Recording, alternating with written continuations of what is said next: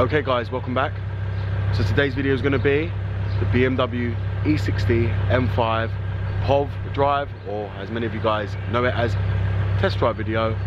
And the reason I'm doing this is because a lot of you have requested it, based on the fact that since I've had my exhaust done and obviously the induction kit. So we are going to be going out in the E60 M5, and I'm privileged and honoured to actually be doing this for you guys, as I know many of you have requested it. GoPro set up, we have got it all facing in the proper direction, facing me. We're going to get the exhaust sound and obviously the induction sound hopefully will come through as well from the induction kit on the car. So we ain't going to speak anymore, we're going to get into the car and let's get onto it. Goddamn, get it done, will ya? When I blow up now, everybody's so unusual with it. Shit. But said times in these rhymes, cause these memories. We running through New York, so you.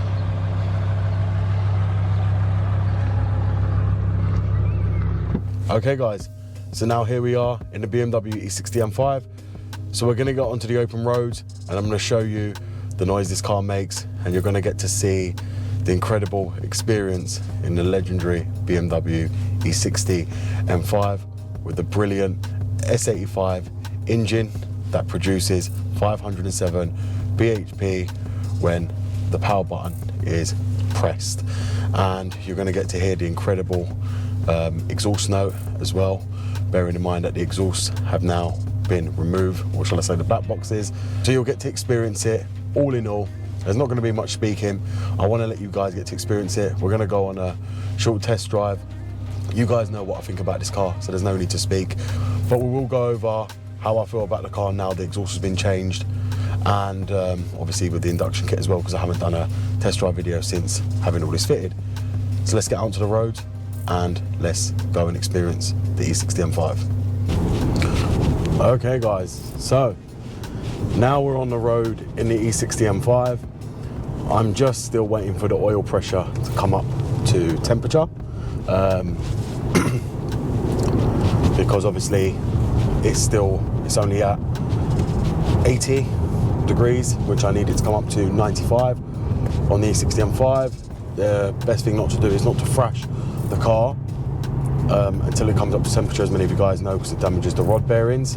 The rod bearings have been done on this, so as the Vanos line, but we will be giving it the beans, or giving it some, shall I say, once we get onto the open roads. Now, obviously, if many of you guys don't know, I live in the countryside, so I'm able to thrash the car quite a lot down here. I don't live in the city, as many people seem to think, so we do have the open roads to thrash the car. You're going to hear it probably blip the throttle now. You just heard that. I'll open the window so you guys can hear it. Don't want to distort all the sound on this video, but you guys can get a drift of and get a nice view and a nice clear sound of the car itself. Obviously we ain't pressed the M button yet, and I'm trying to keep the revs low during this, while we're doing this. Now, many of you guys are going to ask me why I removed the back box, because a lot of people don't like to do that. A lot of people like to keep it stock with the stock exhaust, but I think it's each to everyone's own opinion. Many people told me not to remove it. I chose to remove it. A lot of people also told me don't fit a cold air induction kit, or as they call it, heat induction kit, because they produce more heat. But if I'm really honest with you, I haven't had any issues with both of them. The exhaust was one of the best upgrades I ever done to the E60 M5, and it's made me like this car a lot more than what I actually did, and enjoy it more. I feel like the car should have come like that from factory, and everywhere I'm driving it, I don't regret doing it. I did say in one of my previous videos, when I took the exhaust to be done, they wanted to put a flap on the car to keep it quiet and open it, and I told them no. I just don't feel I'm going to benefit from that, because I won't ever keep it quiet, because otherwise there would have been no point in me having the exhaust done. I wanted to have the exhaust done based on the fact that I wanted the noise. I don't want to keep it quiet. I've already had that. If I wanted to keep it quiet, I would have kept with the stock exhausts. I want to be able to hear that V10 sound on the screen that it makes. A lot of people, when I had it done, you guys will probably remember when I did the video, I'll link it above, when I first got the exhaust done, and I was with one of the subscribers, Seb. Everyone moaned that I didn't do the red line, and that was purely because I was in London, and everywhere we were going through the tunnels, as you're coming out of the tunnel, there was a speed camera, so you couldn't just put your foot down. And that was the same when we was on the motorways as well. We were coming out the tunnels, then you'd be hitting a game tree with a speed camera, so you couldn't keep your foot down. You know, and this car comes into triple figures very, very quickly, and you need to watch your speed. So therefore, you know, I need to be very cautious about where I'm speeding and what roads I'm doing it on. Bearing in mind, I've got used to the countryside, so I'm used to having my foot down all the time because you don't have many speed cameras here, and obviously, you know, there's just not much people around anyway. But in London, it's very, very busy. Always some idiot on the road, and always some person in front of you that's going to try and slow you down or jealous of you. You know, in these cars, one thing I learned about driving this car is everyone has to prove you something, even if they're in a small little Fiesta or the smallest car, 1.4. They'll try and prove to you something or act like an idiot to get you to take off. And, you know, you can't let things like that bother you. Obviously, people hear this car coming from miles off, and they instantly want you to prove them something. So now we're now going to go onto one of the country roads that I know down here, and we're going to put my foot down, and you'll probably hear it now. We'll drop the gear to second.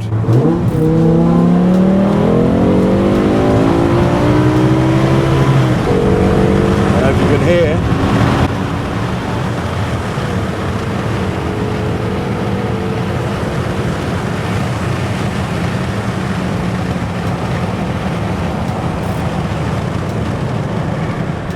don't know if you can hear that or not, guys, but that's the beautiful V10 sound coming from that exhaust. And like I said, we were already in, well, I don't even really want to say, but we were in quite high figures there, just alone, just with this car. And this is what I mean by when people say you should redline it. Very hard to redline that in a city full of speed cameras, and to actually open this car up. This is why a lot of people in the city don't own these, because it's pointless and they get rid of them because you can't use the full power. Like I say, at the moment we're in the country lanes, and I'll do it again for you guys.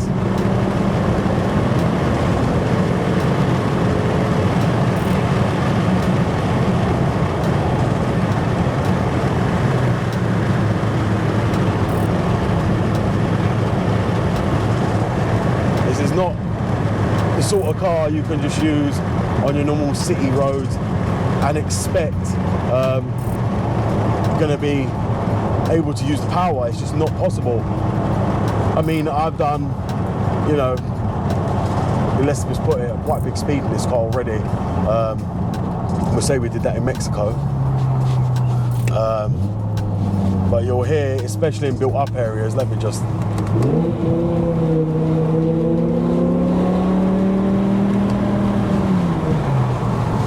And you can hear already the way the car sounds in built up areas, how loud it is. And that's just with the back box delete. I mean, I would dread to think what it would actually be like with a full straight pipe catback. But this is loud enough for me, I think.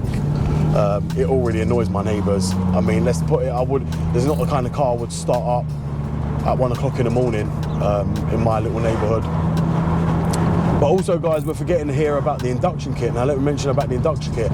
Since fitting the induction kit, I did say to you when I fitted it, that changed the whole throttle response. I don't know why, but I believe it's just so more de-restricted. And even without a tune, which I'm planning to do the Evolve Tune 2 disc, which brings it, I believe, to 537 bhp, maybe more because of the induction kit that I got fitted, but it has really changed the performance of the car. So I'm really happy with that as well, and I'll see if we can pick up the induction noise from inside the car. Let's shut the window. Let's try and drop the gear.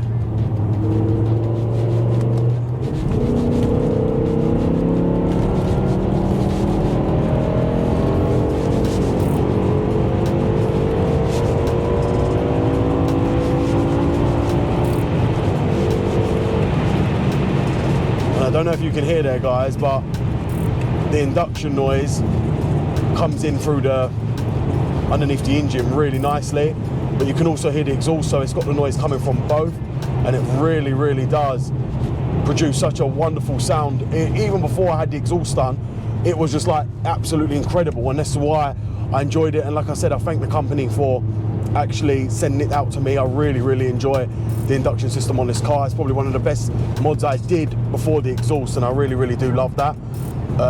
It just completely transformed the whole car. But as I said, the exhaust sound is just absolutely beautiful, and you wouldn't get another car that sounds this gorgeous unless you're going to get a Lambo or an RA. And even then, it ain't going to sound like the BMW's S85 engine, you know. This is what makes me enjoy this engine a lot compared to your other V10 engines. And like I said to you, I wouldn't mind buying another one if I had to. I would happily go and buy another V10 engine and have it, because the way I feel about this engine, the way now what it produces and the way I've got this, I wouldn't mind doing another one. I really wouldn't. I've said it before and I'll say it again. I don't mind rescuing these V10s to keep their existence, because obviously, as you guys know, many people just drive them like idiots and wreck them, but I wouldn't mind being a saviour of that and saving these cars just because of what they do. Anyone who's in two minds of buying one and negotiating whether you should remove the back boxes on these, I really truly believe you should. It really unlocks the full experience of this car. Without them removed, it's a very boring car, and BMW should never have done that from the factory. They should have gave you a switch, a toggle switch, which you could have opened the exhaust to make them this loud and keep it quiet. Like I know in the new F10, all the sound is pumped through the speakers, or they should have done something like that so you could at least heard the sound yourself, if not for everyone else. There should have been some other way BMW should have done it so you could have enjoyed the sound on the V10, because this engine was restricted. I do know more restrictions mean it produces more air, it restricts the air, which creates more power, and I do get that. So putting the airboxes and me removing the airboxes, you're losing all that closed induction system for open air induction, which I believe my philosophy on it is that you're actually losing power than gaining, but it's the sound, you know, and that's what you want from this engine. I mean, it wouldn't make sense to do that on something like a 2-litre engine, or I don't know, a normal 3-litre engine, but on a V10, it's worth it in every sense to do that. It just unlocks the potential of this car and unlocks what this car should have been from factory. I don't know if you guys can hear the engine itself, but like I say, it does. We'll go again. Let's just push the M button and let's drop the gears.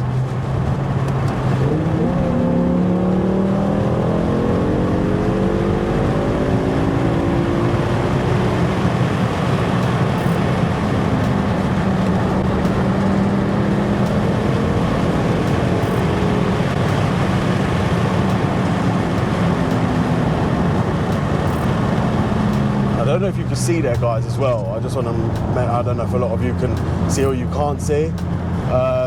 You can also see the side bolsters coming in and out as I'm cornering on this car, and this is another reason why I love this car. A lot of people ask me why I picked the M5 over the M6. Now, I know they have the manual seat bolsters, which you can press the buttons on the seat to close in, but I just don't feel like it benefits enough as the active ones. The active ones really do transform this car, and it really helps when cornering, I believe, especially if you're quite a big guy. Now, you can set them in the manual position. When you get in and shut the door, they'll close into you. Like when I first bought this, they were doing that already, and I deactivated that because that was making me feel very uncomfortable. So I made them where they just standard, and they only come on when I press the M button. But like I said, guys, overall, I really enjoyed the car. I think you guys can see the passion I have for this car over many people on YouTube. I've gone and bought the original wheels. I've done the exhaust, done the induction system, looking to do the tune. I've sorted this car back from all its gremlins that I had from when I got it. Like I say, and it's not just because it's the E60, it was just because since I drove this, like I said to you when I first picked it up from BMW, and I went on a test drive, I fell in love with it, and I knew what I could make this into. Many people told me, as I said to you, not to do all the things that I'd done, and I went and done it, and you know what? it's all matter of opinion, as I said, and I've done it, and I don't regret a damn thing about doing the exhaust. The induction kit, many people say suffers with heat soak, and I know the majority of people that say that are people in the US because they can't have it because of the amount of because of their climate in their countries, and because they get so much heat, it causes them a lot of issues. But here in the UK, we can have that because we don't get that much heat to warrant having that much heat soak in the engine bay. So unfortunately, you guys can't have it, we can here, and you guys that do have it end up with a lot of issues, and that's because of the way your climate is in your country. That's not because of any fault of our own.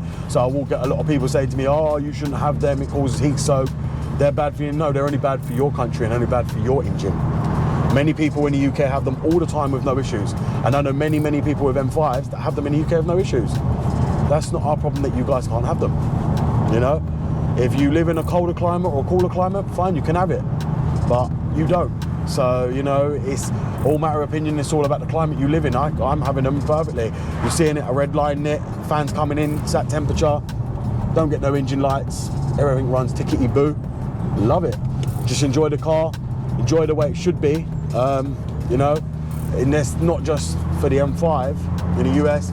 Climate eats up all your cars, no matter M5, M52, M54, destroys all your cars.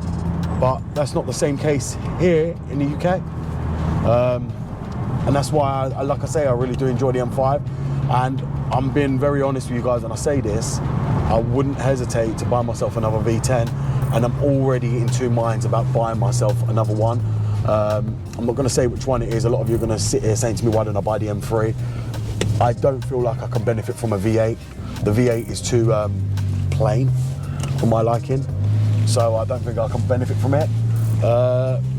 Let's just put our foot down here again.